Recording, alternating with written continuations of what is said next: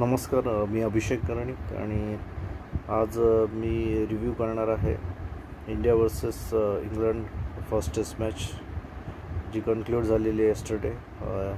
इंग्लंडने 371चा target chess केलेला आहे आणि 5 विकेटनी त्यांनी ती मॅच जिंकलेली आहे. पण 4th इनिंग्समध्ये 371चा टार्गेट चेस करणं सोपं नसतं, तो त्यांनी केलेला आहे. आणि माझ्या मते इवन 425चं जरी टार्गेट असतं तर त्यांनी चेस केलं असतं असं साधारणतः दिसत होतं. But anyways, congratulations to team England. आणि आपण आपला जो भारतीय संघ आहे त्यांच्यासाठी काय पॉझिटिव्ज आहेत आणि काय निगेटिव्ज आहेत हेही आपण बघूया. तर आय थिंक इंडियन टीमसाठी बॅटिंगचं म्हटलं तर एक खूप पॉझिटिव्ह साईन आहे. टॉप ऑर्डरनी परफॉर्म केलेलं आहे. जयस्वालने सेंचुरी ठोकली फर्स्ट इनिंगमध्ये. के एल राहुलनी फर्स्ट इनिंगमध्ये चांगला स्कोर टाकला. त्याच्यानंतर सेकंड इनिंगमध्ये त्यांनी सेंचुरी मारलेली आहे. शुभमन गिल डेब्यू करता ॲज अ कॅप्टन आणि नंबर 4 पोझिशनला खेळतो आहे विराट कोहलीच्या, आणि त्यांनी पण सेंचुरी मारलेली आहे. रिषभ पंतनी दोन्ही इनिंग्समध्ये सेंचुरी मारली. सो ते पॉझिटिव्ह आउटकम्स आहेत आपल्यासाठी. पण देन बाकीचे जे बॅट्समन आहेत ते स्ट्रगल झाले आणि लोअर ऑर्डर जी आहे आपली, plus psi Sudarshan was making a debut. त्याच्यानंतर तुमचा करुण नायर आहे जो कमबॅक केलं आहे बरेच वर्षाच्या लेऑफनंतर, आणि त्यांच्याकडनं पण अपेक्षा होत्या आपल्याला ते लोक परफॉर्म करतील. पण ते त्यांच्याकडनं तसं परफॉर्मन्स काही आलं नाही. लोअर ऑर्डर पण कंप्लीट त्याला म्हणतात, निसॅप म्हणतात त्या प्रकारचं एक साधारणतः हे झालं की दोन्ही इनिंगमध्ये आपण बघाल तर आपल्या शेवटच्या 6 विकेट ज्या असतील, 6 या 60 रनमध्ये 6 विकेट जवळजवळ पडलेल्या दोन्ही इनिंगमध्ये. So that is not a good sign. त्याच्यामुळे एक चांगला टार्गेट आपला फर्स्ट इनिंगमध्ये जो अचीव होणार होता, अबाव 500 जी टोटल आपण गाठणार होतो ती नाही गाठता आली. त्याच्यानंतर सेकंड इनिंगमध्ये पण तसंच झालं. ती पण अबाव 400 आपली टोटल जाणार होती. 425 ती पण आपली जाऊ नाही शकली. 371चा टार्गेट आपण देऊ शकलो त्यांना. आणि तसं बघायला गेलं तर फर्स्ट इनिंगमध्ये आपण जो टार्गेट आपला स्कोर अचीव केला होता, त्याच्यानंतर आपल्याला जेव्हा आपली फिल्डिंग आली, फिल्डिंगमध्ये आपल्या बॉलर्सकडनं तेवढं आपल्याला जो सगळ्या बॉलर्सकडनं जसा परफॉर्मन्स दिसायला पाहिजे होता, त्यामध्ये बुमराह सोडला तर बाकीचे तेवढे काही लिथल वाटले नाही आणि लेथार्जिक वाटले. तर एकट्या बुमराच्या जोरावर आपण काय कुठली मॅच असं म्हणजे अख्खी मॅच प्रत्येक वेळेस जिंकू नाही शकत. सपोर्ट लागतोच.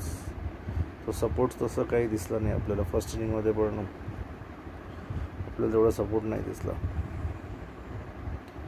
आणि England just 6 runs short first इनिंगमध्ये आपल्या टोटलपेक्षा. तर 6 रन्सचाच लीड आपल्याला मिळालं. So I think that was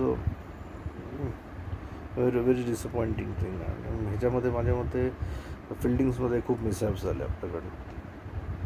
opportunity सोडलेस, catches सोडलेत आपण. आणि ॲट द इंटरनॅशनल लेवलला आपण एवढे चान्सेस अपोनंट्सला आपण नाही देऊ शकत. तर ते तुम्ही एवढे असे चान्सेस दिल्यावर ते लोक हवी होणारच.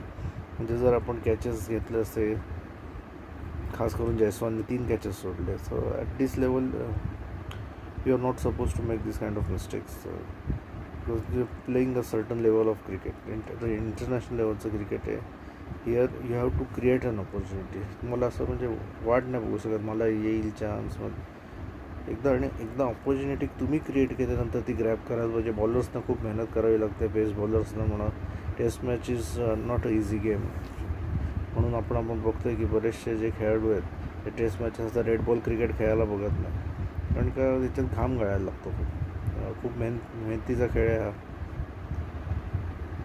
आणि अशा ह्याच्यामध्ये जेव्हा फास्ट बॉलर मेहनत घेतो तेव्हा एवढा रनअप घेऊन येतो वर्ल्ड, तर त्याची अपेक्षा असते त्याला पण की लगेच ऑपॉर्च्युनिटी तुम्हाला क्रिएट होत नाही. तो मेहनत करतो, कंटिन्यूस एखादी लाईनवर टाकत असतो, तो टप्पा पकडतो आणि त्याच्यानंतर मग ती ऑपॉर्च्युनिटी क्रिएट होते. बॅट्समन तो फॉल्स शॉट खेळतो. मग ते झाल्यानंतर फिल्डर जर अशा चुक्या करत असेल वारंवार तर मग then it gets difficult. Bowler पण फ्रस्ट्रेट होतो आणि देन तुमचा तो मॅचमध्ये जर डॉमिनेट करायची जी पोझिशनमध्ये तुम्ही येणार असतात ते डॉमिनेट तुम्ही नाही करू शकत. आणि माझ्या मते इंडियाची खरी जी मॅच आहे ती फर्स्ट इनिंगमध्येच गेली होती, जिथे आपल्याला चान्स होता 100 रनचा तरी आपण लीड घेऊ शकलो असतो. आणि असे जे मिसफिल्ड्स झालेत त्याच्यामुळे ती एक ऑपॉर्च्युनिटी आपल्या हातनं गेलेली आहे. आणि इवन सेकंड इनिंग्समध्ये पण आपण बघितलं असेल की सेकंड इनिंगमध्ये बॅटिंगचं बघितलं तर आपलं स्कोर म्हणजे KL राहुलने स्कोर टाकला, त्याच्यानंतर रिषभ पंतने परत सेंचुरी मारली आणि नंतर मग परत तो डायरेक्ट कोलॅप्स झाला सगळ्या लोअर ऑर्डरचा. तो पण एक खूप मोठा सेटबॅक होता, कारण का तुमच्याकडे फर्स्ट इनिंगचं लीड उरला नव्हतं. 6 रन्स इज नथिंग. तर अशा करता टार्गेट पण 371 आणि आपल्याला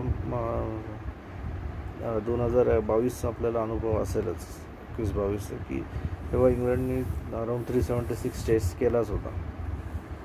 सो आणि त्याची टीम तशी बॅटिंग लाईन खूप स्ट्रॉंग येते इंग्लंडची. आणि मला तर फर्स्ट इनिंगमध्येच समजून आलं होतं की कारण काही बुमराह सोडलं तर बाकी कोणी असं म्हणजे विकेट घेतं आहे त्यांना, म्हणजे इंग्लंडच्या बॅट्समनवर भारी पडतं आहे असं काही दिसत नव्हतं. हे सगळं बघता माझ्या फर्स्ट इनिंगमध्येच माझ्या लक्षात आलं होतं की इंग्लंड बहुतेक करून हा टार्गेट चेस करणार, आणि शेवटी तसंच झालं. आणि इवन माझ्या मते गिल ॲज अ कॅप्टन पण तेवढं असं प्रोॲक्टिव्ह वाटला नाही. त्याने आता प्रोॲक्टिव्ह व्हायला पाहिजे.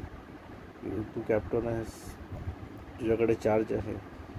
तर असं वाटतं की he was waiting for someone to tell him what to do next. तर ते तसं जर म्हणजे was he waiting for Gautam Gambhir's message का कोण त्याला म्हणजे whom he was waiting for. आता डकेट तिथे समजा जडेजाला त्याने 2 रिव्हर्स स्वीप मारले, त्यांनी लगेच फील्डमध्ये तिथे चेंजेस करायला पाहिजे होते. फिल्डर परत तिथे डीपमध्ये पाठवायला पाहिजे होता. जडेजाला लाईन चेंज करायला सांगायला पाहिजे होती. तो टप्पा त्याला रफमध्ये टाकायला सांगितलं. काहीतरी प्रोॲक्टिव्हनेस दाखवायला पाहिजे होता. तो प्रोॲक्टिव्हनेस त्याच्याकडनं दाखवला गेला नाही. As a skipper you have to proactive, you have to talk. म्हणजे तू तर स्लिपमध्ये उभा आहे, तुला दिसतंय काय होतं आहे. फील्ड चेंजेस तू पटापट करायला पाहिजे. म्हणजे बॉलरशी बोलायला पाहिजे की नाही बाबा हे लाईन चेंज कर, तू आता टप्पा जरा हे कर, तो असा इकडे शॉट आरामात खेळतो आहे. तर या गोष्टी तुम्ही करायला पाहिजे ॲज अ कॅप्टन म्हणून. You have to be involved as a captain. तर ते तसं काही दिसून आलं नाही. आणि बेन डकेटने त्या गोष्टीचा सगळा फायदा घेतला आणि परत जयस्वालनी फर्स्ट इनिंगचं जे त्याचं काम चालू होतं कॅच सोडण्याचं ते त्याने सेकंड इनिंग्समध्ये पण कंटिन्यू केलं. 98ला परत त्यांनी डकेटला ड्रॉप केलं आणि त्यावर डकेटने जवळजवळ 51 रन्स ॲड केले. सो आय थिंक अशा ज्या चुका ज्या झालेल्या आहेत त्याच्यामुळे आज आपल्याला भारतीय संघाला हार पत्करावी लागलेली आहे. आणि दुसरं म्हणजे माझ्या मते टीम सिलेक्शन पण चुकलेलं आहे या मॅचचं. खास करून जेव्हा तुम्ही पिचचं जर कंडिशन्स बघितलंच तुम्ही तर पिच बघता मी ॲज अ कॅप्टन असतो तर मी निश्चितच शार्दूल ठाकूरच्या ऐवजी ह्याला खेळवलं असतं कुलदीप यादवला. कारण का कुलदीप यादव त्या पिचमध्ये त्याला मदत मिळाली असते. हे माझ्या लक्षात आलं की या पिचमध्ये स्पिनरला नंतर मदत मिळेल. तसे बघता मी कुलदीप यादवला खेळवलं असतं. आणि Kuldeep Yadav English batsman they struggle to pick him. तो चायनामन आहे, तो इंग्लिश बॅट्समनला तेवढं सोपं नाही. They struggle to pick him. तर तो एक बेनिफिट होता आपल्याला, ॲडव्हान्टेज होता आणि तो घ्यायला पाहिजे होता. सो तो एक टीम सिलेक्शन चुकलं. आणि दुसरं म्हणजे करुण नायर. आय थिंक करुण नायर आता तुम्ही 6 नंबरला त्याला जर करुण नायरला खेळवणार असाल तर काय उपयोग नाही त्याचा 6 नंबरला खेळून. त्याच्याकडनं फारसं काय तुम्हाला कॉन्ट्रीब्युशन मिळेल 6 नंबरला असं मला वाटत नाही. त्यापेक्षा तुम्ही वॉशिंग्टन सुंदरला खेळवलं असतं. तर एक जेन्युइन ऑलराऊंडर आहे. तुम्ही बॅटिंग बघा, फिल्डिंगमध्ये पण पूर्ण चांगला येतो आणि ॲज अ बॉलर पण. So I think he would have contributed more than Karun Nair. So आणि पिच कंडिशन्स पण तशा होत्या, काही ग्रीन टॉप असं नव्हतं, तर ते करता आलं असतं त्यांना. किंवा मग आणि दुसरा म्हणजे पेस अटॅक जो आपला होता सिंग. मी आय वूड डेफिनेटली पहिल्यापासून माझा विचार आहे की अर्शदीप सिंगला का नाही खेळवतं. म्हणजे त्याला खेळवायला पाहिजे. लेफ्ट आर्म पेसर येतो, बॉल आत आणतो, बाहेर काढतो. आणि जेव्हा नवीन बॉल तर तो स्विंग करतोच. आपण बघतो की व्हाईट बॉल क्रिकेटमध्ये पण आपण बघतो की तो कसा स्विंग करतो सुरुवातीला. तर रेड बॉल डेफिनेटली त्याच्याकडनं चांगला स्विंग झाला असता. आणि जो डकेट आहे बेन डकेट तो कदाचित आपल्याला स्लिपमध्ये लवकर सापडलंही असतं. तर ह्या सगळ्या गोष्टी आहेत. आणि माझ्या मते गौतम गंभीरचा मोठा हात आहे या सिलेक्शनमध्ये. कारण का गिलने तर आत्ता first match as a captain young येतो. माझ्या मते हे फायनल 11 सिलेक्शनमध्ये गंभीरचंच सगळं हे असणार. मेन्स जो असतो तो गंभीरचाच असेल मला. पण आता हे फर्स्ट मॅच तर आता आपल्या हातून गेलेली आहे. सेकंड टेस्ट मॅचमध्ये निजुका सुधारायला पाहिजे. टीम सिलेक्शन प्रॉपर करायला पाहिजे. कंडिशन्स बघायला पाहिजे. आणि लाईनअपमध्ये त्यांनी चेंजेस नक्कीच करायला पाहिजे. थँक्यू.